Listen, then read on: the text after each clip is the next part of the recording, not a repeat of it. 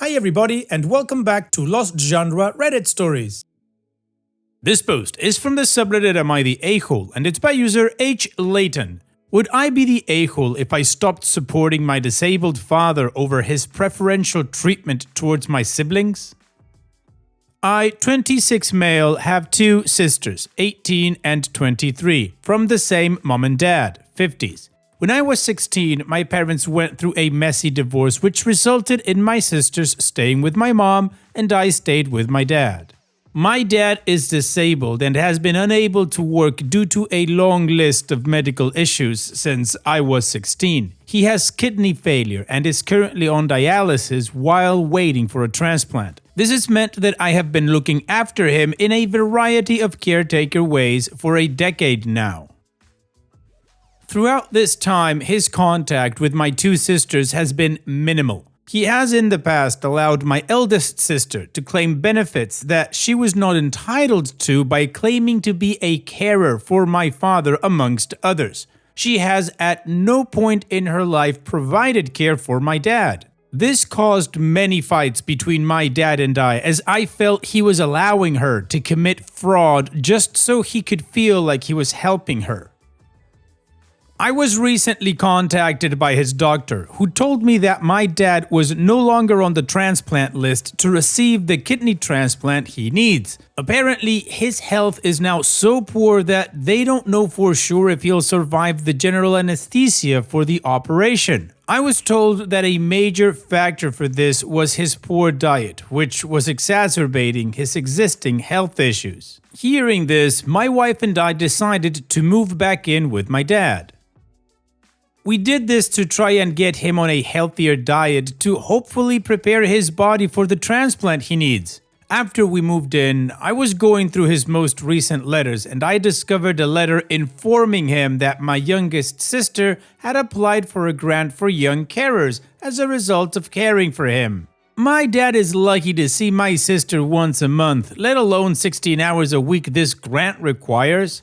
I confronted him and he said he was just trying to help her in any way he could. This again led to a massive fight as currently me and my wife are the only family members supporting him. My sisters do nothing for him. They are both adults and yet neither has lifted a single finger once to help him. And yet here he is again essentially committing fraud to help them out. We can't help but feel taken for granted and simply unappreciated. We do everything we possibly can for him. We sacrifice our time, energy, and money to ensure he has a more comfortable life, but time and again he chooses to focus his energy on helping my sisters cheat their way to funds and benefits they don't deserve. He never once asked them to help him, so the burden of responsibility for his care rests entirely on our shoulders. Despite the fact that of the three siblings, I am the only one not currently receiving any benefit related to his care. We are now at the point where we are considering pulling all our support, financial and physical, and leaving his care entirely to the two women who are actually benefiting from providing it. Would I be the a-hole for withdrawing support from my father? OP, I understand the difficultness of the situation, but in my opinion, you would not be the a-hole. You've spent a decade of your life supporting your father physically, emotionally, and financially, while your sisters contribute nothing. All they've done is collect benefits fraudulently using his name. That's exploitation, plain and simple, and your father enabling it repeatedly crosses a serious line. And your decision wouldn't be about punishing him, it's about boundaries. You're sacrificing real-time energy and stability for someone who not only fails to acknowledge it, but actively prioritizes helping people who don't lift a finger for him. If your father wants to hand over his trust and legal risk to people who won't care for him, then he can also hand over the responsibility. You've done more than your share, and if stepping back is what protects your well-being and marriage, then that's what needs to happen. You're not abandoning him, you're choosing not to be used. What do you guys think? Let me know in the comment section, and now let's check out the community comments.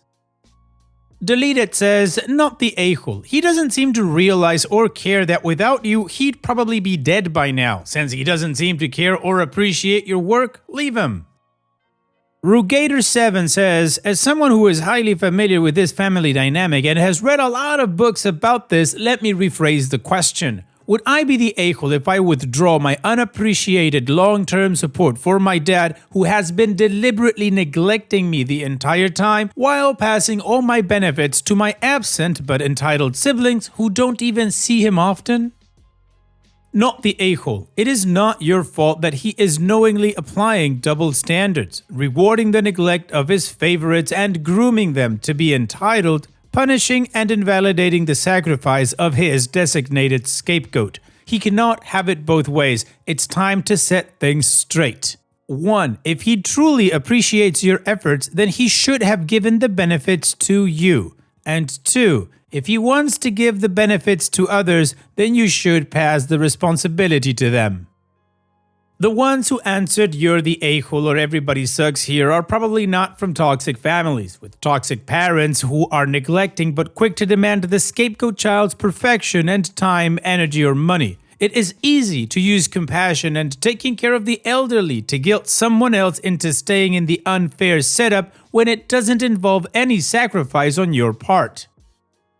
Theory Addict says, not the a-hole. Tell him that if he wants you to continue to help him, then he needs to contact those people from the benefits back and say that he was lying. Yeah, he and them will get in a bunch of crap, but otherwise, then he can contact his daughters for assistance because you don't want to commit fraud, and presumably, you got no help from him in that way either. Also, whatever happens to him without you there is his own fault because he is lying and committing fraud, and the only way to make them not be doing that is if they step up.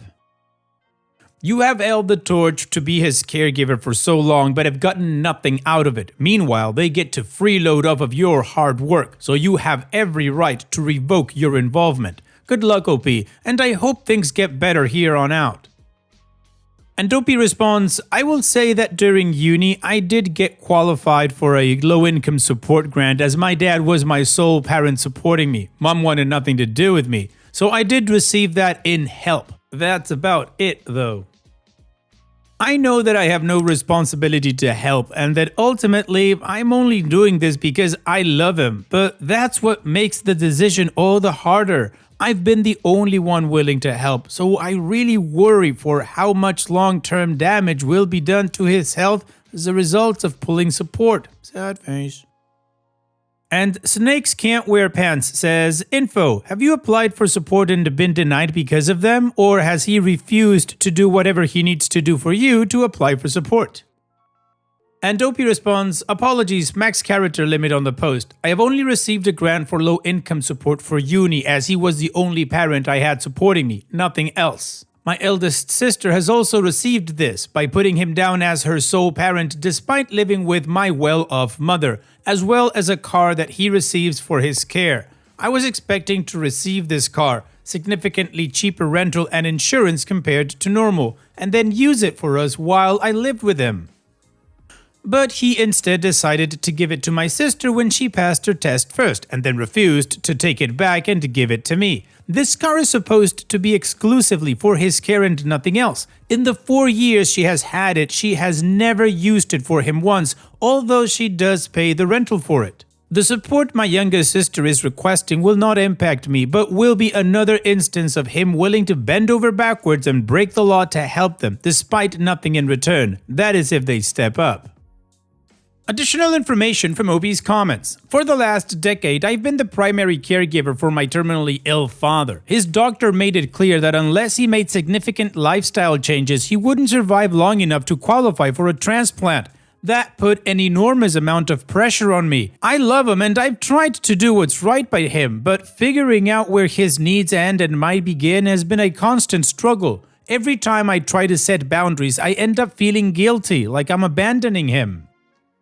What makes it worse is how he continues to enable my sisters. Neither of them has lifted a finger to help him, yet they're both received financial benefits by falsely claiming they're his carers. He helps them do this, not out of malice, but out of guilt. He's never pushed them to contribute even though one of them doesn't speak to him anymore and the other barely calls.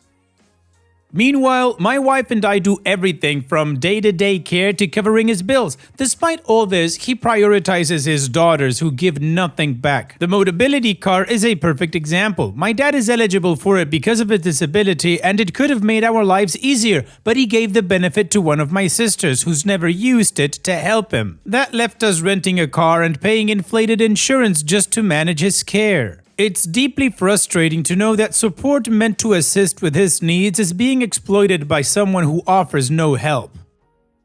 I've confronted my sisters about this, especially in light of the benefits they're getting off the back of his illness. Every time I'm shut down.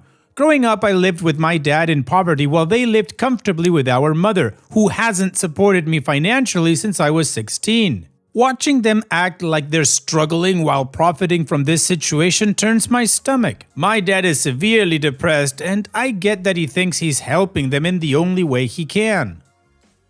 But he won't even force basic boundaries, like telling my sister not to claim carer support unless she actually helps. At some point, we have to ask, if he won't support the people who actually care for him, why should we keep doing it? Well, the majority of the community agrees that OP would not be the a-hole if he takes back support or he steps back, and the sisters need to step up. Now, OP didn't give an update at the time, but now, 4 years later, we have an update. So let's move on with that to see how this story ends. I remembered this post as my dad's birthday recently passed and thought I might as well give an update, even though no one asked.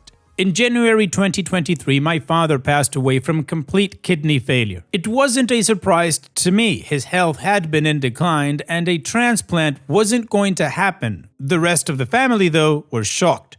The last time he spoke to anyone, I showed him the 7-week scan of my now 2-year-old son, his first and only grandchild. We rushed to get the earliest scan we could, knowing he didn't have much time. My son looked like a seahorse tadpole. He cried when I showed him, and we had a short talk about fatherhood before exhaustion took over. He fell asleep and never woke up. I asked him not to tell anyone since we were still early and didn't want to jinx it. He said, "I'll take it to the grave," and passed away 3 days later. He kept his word. I think seeing the scan and having that moment made him die happy. As for my sisters, they never changed, and I let it go. I knew I couldn't change my dad, and he was on borrowed time. For his birthday that year, we rented a canal boat since he'd always wanted one. He crashed it almost immediately. They gave him less and less consideration, ignoring him completely on what turned out to be his last birthday. No visit, no call, not even a text. He was devastated and reduced contact with them, though he never stopped helping them financially. When they found out he was dying, they rushed to his side and stayed until he passed. But like before, it was too little too late. He was already unconscious. They hadn't shown urgency when he was first admitted, only showing up when I told them he had chosen to end life support. I'd been told the day he was admitted over 2 weeks earlier that he might not survive. I believed it. I'd seen him in these situations before, and this time it felt different. The rest of the family still thought he would recover and didn't treat him as a priority. Eventually, my dad asked me if he was dying. Everyone else had been giving him false hope, mostly for themselves, so I had to tell him, "Yes, you're going to die soon." That was not an easy conversation. He passed surrounded by family who barely gave him their time when he was alive. My sisters definitely regret how they treated him, but it's too late. We were civil at the funeral but haven't spoken since. I scattered my share of his ashes at the end of the canal he never got to see. My sisters turned theirs into jewelry. I miss him every day, especially as his grandson looks so much like him. It's a shame things never got resolved with his daughters while he was alive, but I think he died a happy man, and that's enough for me.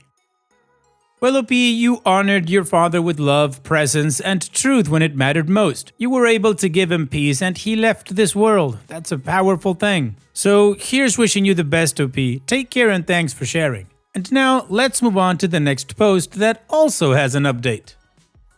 This post is from the subreddit Am I the A-hole, and it's by user FarSky2298. Am I the a-hole for getting upset mother-in-law keeps asking for my daughter?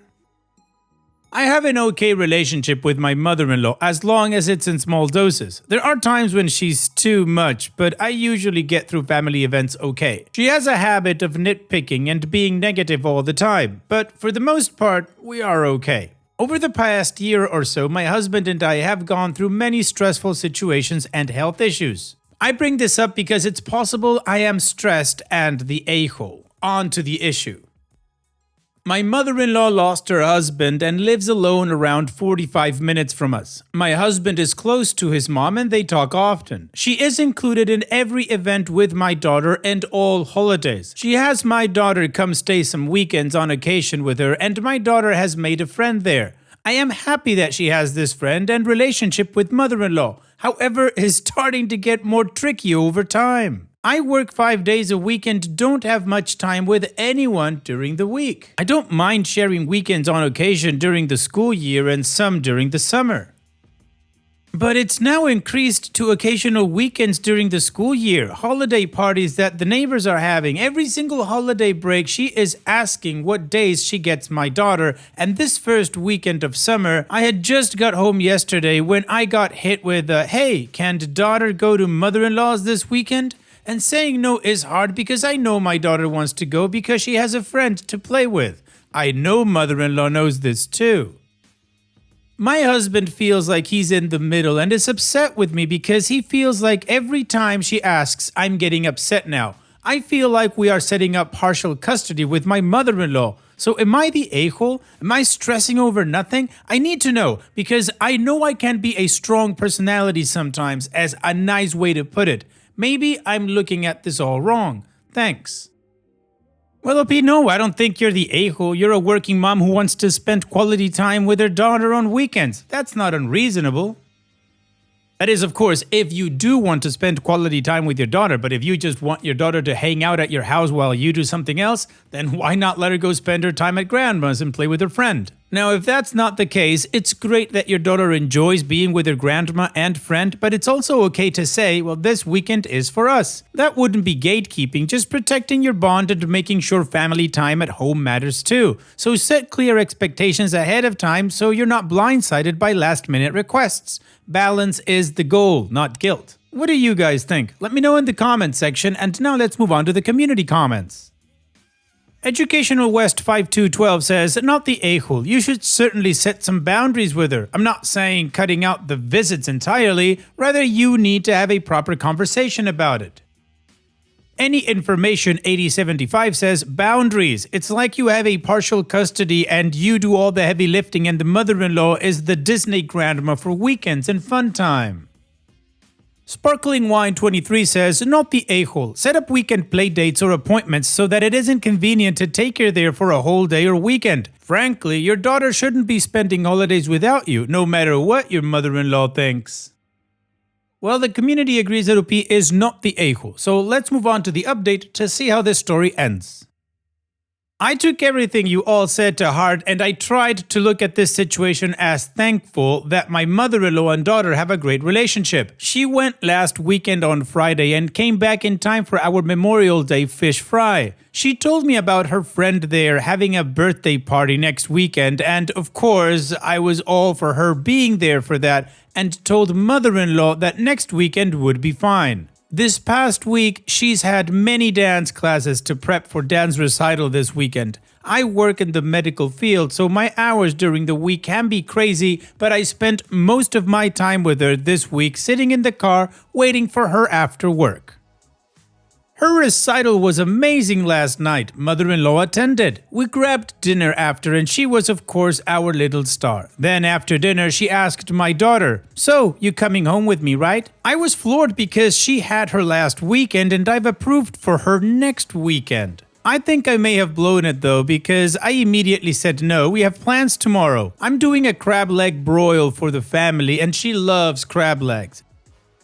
But I did say it with a little more vitriol than it may have deserved, so I may have gone too far because my kiddo was immediately like, "Oh, we were joking, Mom," which made me feel once again like the bad guy. You guys, I know I should be happy that she has a friend at grandma's and that she loves to be there, but I have to say again, I work all week and just feel horrible that mother-in-law keeps trying to get her so often. The weekends are all I really have with her. I feel like such an a-hole though, because even my kiddo seemed like she was trying to save the situation from getting rough and she shouldn't have to do that.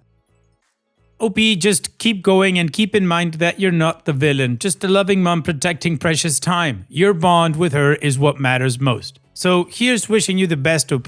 Take care and thanks for sharing.